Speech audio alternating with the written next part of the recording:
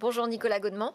Bonjour Delphine. Vous êtes le CEO, cofondateur de Twin Sales Interactive, éditeur de jeux vidéo indépendants, anciennement Asmodée Digital, qui vient donc de sortir du groupe Asmodée par une opération de rachat par l'équipe en interne, c'est bien ça? Oui, c'est absolument ça. C'est quelque chose qui était prévu depuis quasiment 2 ans, qui aurait pu prendre différentes formes et qui s'est fait en très bonne intelligence avec les équipes d'Asmodée, qui a mis un petit peu de temps à se faire pour plein de raisons. Et pourquoi cette décision de sortir? Alors, à la base, on s'appelait Asmodée Digital et on était spécialisé dans les adaptations de jeux de société en jeux vidéo, puisque peut-être que vous ou vos téléspectateurs savent qu'Asmodée est un grand groupe mondial du jeu de société. Et puis au fil des années, on a fait évoluer notre modèle et on est devenu un éditeur de jeux indépendants, c'est-à-dire des jeux vidéo qui peuvent être des jeux d'action, des jeux de survie, des jeux de management qui en fait avaient plus grand-chose à voir avec des jeux de société. C'est pour ça qu'il y a quelques années, j'ai renommé cette division en Twin Sales.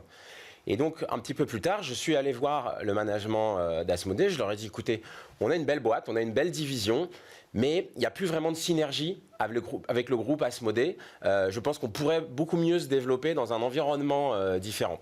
Cette discussion-là a été hyper facile. C'était il y a 2 ans. Ils m'ont dit, mais bien sûr, Nicolas. Et donc, à partir de là, la question, c'était comment on s'y prend. On aurait peut-être pu rejoindre le groupe Embracer, qui possédait pendant un temps lui-même le groupe Asmodée, qui lui est un grand groupe de jeux vidéo. Okay. Pour plein de raisons, finalement, ça s'est pas fait. Et moi, dès le début, j'avais dit, écoutez, on peut être une solution. Moi, je suis prêt à vous racheter cette division. J'ai déjà été entrepreneur dans le jeu vidéo. Donc, ça veut dire que vous y croyez dur comme fer, à la possibilité d'exister sur ce marché des studios de jeux indépendants en France. Il y a de la place pour tout le monde, c'est un marché en bonne santé? Ouais, c'est un marché en bonne santé. Je ne sais pas s'il y a de la place pour tout le monde parce qu'il faut des bons jeux, il faut des choses qui vont toucher les gens. Mais en tout cas, les jeux continuent de se vendre, les gens continuent d'acheter des jeux et donc nous, on a eu plusieurs succès. Et alors, comment vous vous positionnez justement par rapport à ce qui existe aujourd'hui sur le marché et par rapport à votre antériorité, votre historique? Alors déjà, nous, on est un éditeur, c'est-à-dire qu'on ne crée pas les jeux. C'est un petit peu comme donc on travaille avec des studios indépendants qui nous amènent des débuts de jeux, des prototypes, un peu comme un auteur qui amènerait un manuscrit à un éditeur. Et nous, on va les aider à finaliser le jeu, peut-être financer, puis le mettre en marché.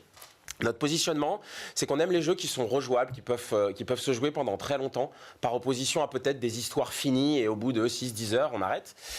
Et on a l'ambition de créer des marques qui vont durer 10 ou 20 ans. D'accord. Et du jeu mobile, du jeu sur console, du jeu sur ordinateur? On fait les 3, principalement PC et console quand même. Pourquoi?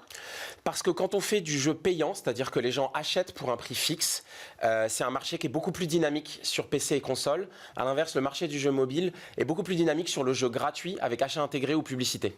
Et alors, quelles sont ces forces du jeu vidéo français? Parce que c'est vrai que c'est un peu, j'ai envie de dire, une exception finalement dans le paysage du numérique de se dire, bah oui, sur le jeu, la France peut dire cocorico. Ouais, bien sûr. Déjà, il y a plusieurs très beaux acteurs qui sont souvent connus. Il y a Ubisoft, il y a Gameloft, il y a Voodoo, pour n'en citer que 3, et il y en aurait d'autres. Mais pourquoi ces acteurs ont émergé? C'est ça la question en fait. Il y a pas mal de choses. Déjà, il y a un grand vivier de talent. Le 2e en Europe, c'est quand même pas rien. Plus de 15 000 personnes qui sont employées en développement dans le secteur. Il y a de super formations. Il y a même une formation publique. Donc, il y a vraiment un grand vivier de talent. Le coût du développement est assez compétitif en fait.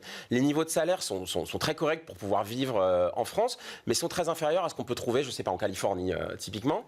Ensuite, il y a un crédit d'impôt. Il faut savoir que quand on développe un jeu vidéo en France, 30% du coût de développement peut être déduit des impôts et même être remboursé si on paye pas d'impôts. Donc un soutien des politiques publiques. Oui, absolument. Et tout ça, ces ingrédients font qu'aujourd'hui, on peut se targuer d'être des champions du jeu vidéo. Oui, je pense. Ouais. Je pense vraiment, c'est un environnement hyper attractif et c'est pour ça que moi, je continue d'entreprendre dans le secteur. Eh ben, félicitations, merci beaucoup. Nicolas Godement est venu nous en parler. Donc, tout le meilleur pour Twin Sales Interactive. Je rappelle que vous êtes donc le CEO et le cofondateur. Merci beaucoup.